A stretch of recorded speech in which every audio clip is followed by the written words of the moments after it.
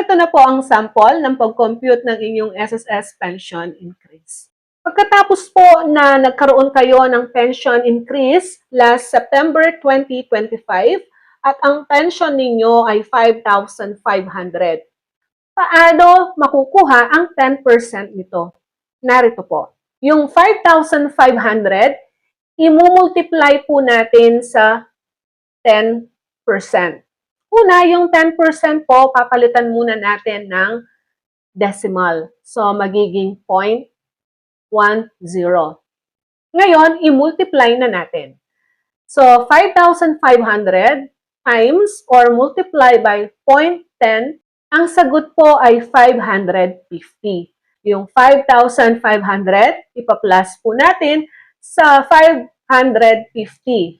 Ang sagot po dito ay 6,050 pesos.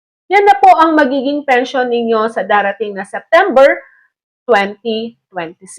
Pumunta naman tayo kung paano i-compute ang 5%. Ito po ay para sa mga death o survivor pensioners. Kung last year o kasalukuyan ang nakukuha na ninyong pension ngayon ay 5,250 pesos, so, i-multiply po natin ito ng 5%. Kagaya po ng kanina, yung 5%, i-convert muna natin ng decimal. So, yung 5% magiging 0.05. So, i-multiply na natin 5,250 times 0.05. Ang sagot ay 262.50.